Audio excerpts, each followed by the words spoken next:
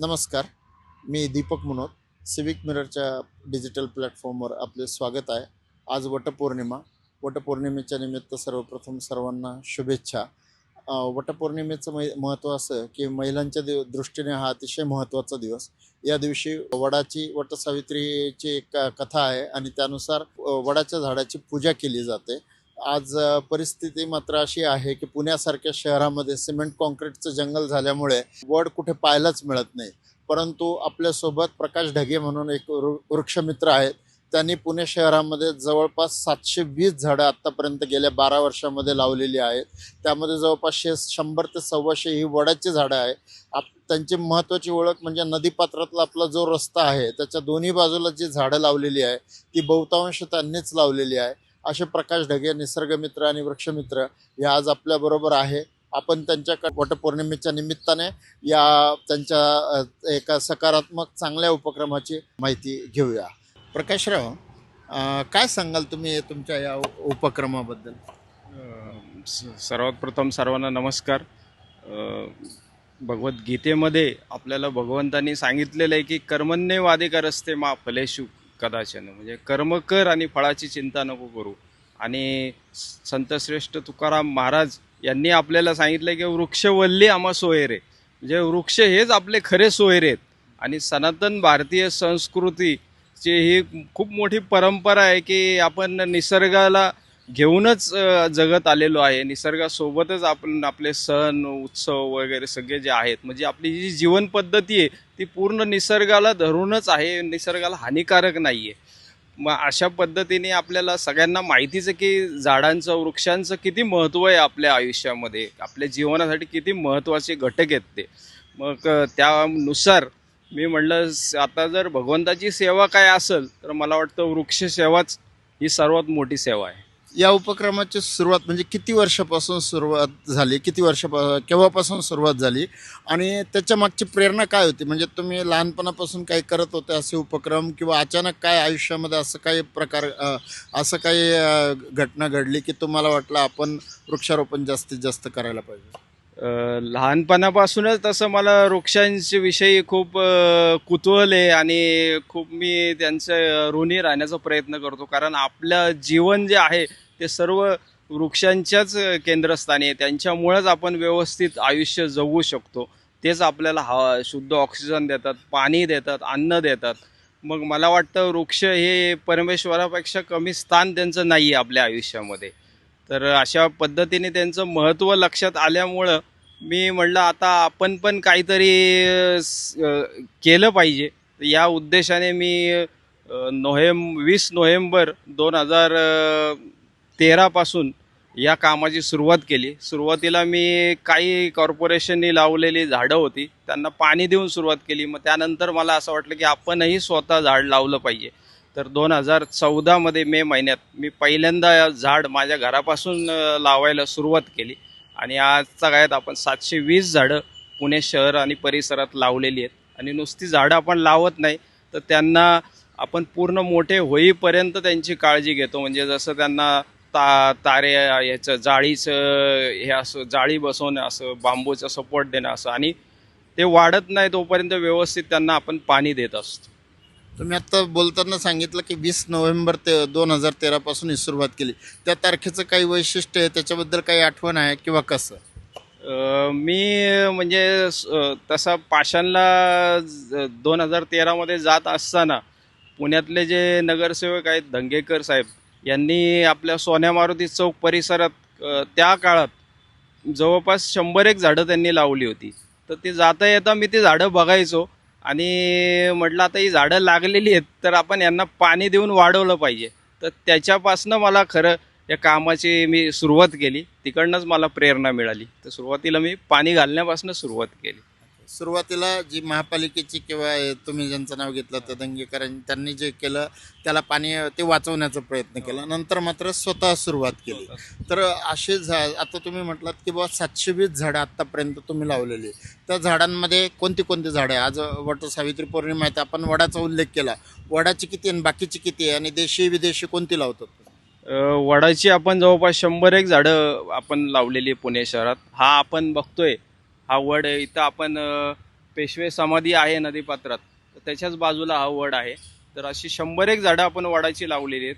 पिंपळाची जवळपास 300 झाडं लावलेली आहेत. त्यानंतर कडुलिंब, कदंब, बकुळ, जांभूळ, करंज, अशा पद्धतीने आपटा असेल, कांचन असेल, ही जी काय आपली देशी प्रकारची झाडं आहेत, औदुंबर, तर असे सर्व झाडांची आपण लागवड करतो, जेणेकरून आपली जी इथं नेटिव्ह झाडं आहेत, जे आपल्या पर्यावरणाला अनुकूल आहेत, देशी झाडं, तर तीच झाडांची आपण लागवड करतो आणि त्याचं संगोपन करतो. शहराच्या म्हणजे कोणत्या कोणत्या भागात तुम्ही हे झाडं लावले? संपूर्ण पुणे शहरात किंवा फक्त नदीपात्रामध्ये किंवा कसं? नदीपात्रात जवळपास मी 300 झाडं लावली होती आणि शहरामध्ये म्हणजे मी राहायला गुरुवारपेठेत आहे, तर माझ्या गुरुवारपेठेच्या परिसरामध्ये एक 10-15 झाडं लावलेली आहेत. तर स्वारगेटची पोलीस वसाहत जी माहिती आपल्याला, खूप मोठा एरिया आहे, तर तिथं आपण एक 40 झाडं लावलेली आहेत. त्यानंतर वेगा सेंटर असेल, शंकरशेठ रोडला, सेवनला चौकात, तिथं आपण झाडं लावलेली आहेत. म्हणजे मला जिथं जागा दिसेल तिथं मी झाड लावायचा प्रयत्न करतो. आणि आत्ता पण 3 वर्षापासनं जवळपास सातारा रोडला, म्हणजे आदिनाथ सोसायटीपासून तर कात्रजचं प्राणी संग्रहालय, तर तिथपर्यंत साधारण एक 100 झाडं आपण लावलेली आहेत. अशा वेगवेगळ्या परिसरात पुण्यात जिथं जिथं जागा दिसते तिथं मी झाडं लावतो. प्रभात रोड असेल, शिवाजी महाराज रोड असेल, बाजीराव रोड असेल, मार्केट यार्ड असेल, प्रभात रोड असेल, तर जिथं जिथं मला जागा मिळते आणि जिथं जिथं मी जातो येतो रस्त्याने, त्या सर्व जागा ठिकाणी मी झाडं लावलेली. 720 पैकी जवळपास 300 झाडं तुम्ही नदीपात्रामध्ये लावली. तर नदीच्या या बाजूला आणि जो वाहता रस्ता आहे त्या बाजूला असं त्या परिसरातली झाडं बऱ्यापैकी तुम्ही लावलेली आहेत. अच्छा, त्याच्यामध्ये कोणती कोणती झाडं आहेत समोर?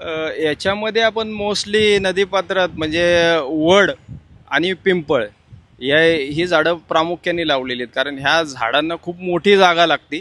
तर तेवढी जागा आता सध्या शहरात उपलब्ध नाहीये, तर नदीपात्रात ती जागा उपलब्ध असल्यामुळं आपण ही जी मोठी होणारी झाडे आहेत, वड, पिंपळ, चिंच, तर अशी ही झाडं मोठ्या प्रमाणात लावलेली आहेत.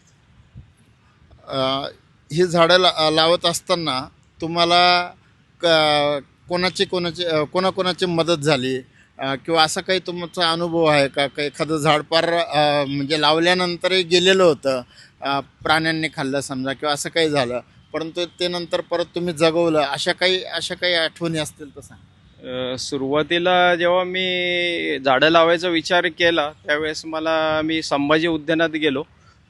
उद्यान विभागाचं तिथं ऑफिस आहे, तर तिथं एक घाटे साहेब होते. तर त्यांनी मला सांगितलं की तुम्हाला साहेब असत पेशवे पार्कमध्ये, त्यावेळेस ऑफिस होतं त्यांचं, तर त्यांना तुम्ही भेटा, ते तुम्हाला सर्व मदत करतील.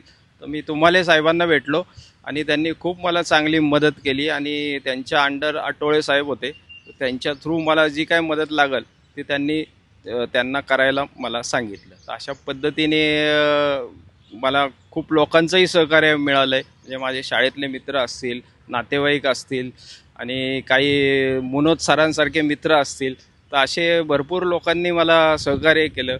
कोणी आर्थिक रूपात केलं, कोणी श्रमदान करून केलं. तर अशा पद्धतीने आपलं सगळ्यांना घेऊन सगळ्यांच्या साथीने हे काम चालू आहे. हे सगळं चालू असताना तुमच्यापासून प्रेरणा घेऊन अजून कोणी असं काम सुरू केलंय का? किंवा तुम्हाला कोण मदत करतं या सगळ्या याच्यामध्ये? म्हणजे असं कोणी तुमचं काम पाहून परत कोणी घरच्यांनी वगैरे कशी मदत केली? घरच्यांनी म्हणजे थोडा सहभाग त्यांनी घेतला आर्थिक स्वरूपात, ज्यांना ज्यांना शक्य आहे. कारण फिजिकली खूप लोकांना आता कमी शक्य आहे. आपलं रोजचं धावपळीचं जीवन जे आहे त्यामध्ये त्याला वेळ देणं अवघड आहे. तर काही लोकांनी आर्थिक स्वरूपात मदत केली. आणि आमचे एक मित्र आहेत, प्रशांत म्हणून वकील आहेत ते, तर त्यांनी माझ्या बरोबर प्रेरणा घेऊन ARI टेकडीवर त्यांनी जवळपास आता 200 झाडं लावलीत आणि ते जगवत आहेत. अच्छा, त्यांनी 200 झाडं तिकडे हो, लावली. 200 ते 250 झाडं त्यांनी तिकडे लावली. अप्रत्यक्ष बऱ्यापैकी तुम्हाला त्याचं क्रेडिट जातं. म्हणजे एक चांगला उपक्रम तुमच्यामुळे त्यांनी सुरू केला, शहराच्या दृष्टीने खूप महत्त्वाचं आहे. आपण पाहतो की वट सावित्री पौर्णिमा आली, म्हणजे आजचा दिवस आला की गावात कुठे वड भेटत नाही पूजेला. तर मग आता अशी एक कुप्रथा चालू झालेली आहे की झाडाच्या फांद्या तोडायच्या आणि त्याची पूजा करायची. तर त्याबद्दल तुम्हाला काय वाटतं? मला वाटतं आपली वटपौर्णिमेची जी परंपरा आहे ते जिवंत झाडाचं पूजन हीच आपली परंपरा आहे, जेणेकरून त्या झाडांचं संरक्षण होईल, त्यांना अजून वाढायला प्रोत्साहन मिळेल किंवा सगळीकडे त्याची लागवड होईल, हा त्याचा मूळ येतोय. तर मला वाटतं आपण जिवंत झाडाचीच पूजा करणं योग्य आहे. तर अशा फांद्या वगैरे नेऊन आपण झाडांना हानी करण्यापेक्षा आपण जिथंही जिवंत झाड आपल्याला मिळेल तर त्याची पूजा करावी आणि जिथं जागा असेल तिथं नवीन झाडं लावायचा प्रयत्न करावा. तर हे होते प्रकाशराव आणि यांनी जे वृक्षमित्र म्हणून जे पुण्यासाठी आपल्या शहरासाठी एक भरीव कार्य केलं आहे. आपण एका बाजूने पाहतो की वडाची पूजा केली जाते, त्याच्या मागचं खरं लॉजिकल तार्किक कारण असंही असू शकतं की झाड आपल्याला भरपूर ऑक्सिजन देतं आणि अशा वडासारख्या झाडांचं संरक्षण व्हावे या दृष्टीने सुद्धा कथा रचल्या गेलेल्या असतात. तर असं काम करण्यासाठी प्रकाशराव यांनी आपलं संपूर्ण आयुष्य वेचलं आहे. त्यांच्यापासून प्रेरणा घेऊन इतरही काही जण या कामाला लागलेले आहेत. तर ही होती प्रकाशराव यांच्या कार्याबद्दलची माहिती. तर सिविक मिरर करता दीपक मनोत आणि माझे सहकारी मित्र अजय गांगुर्डे यांच्यासह.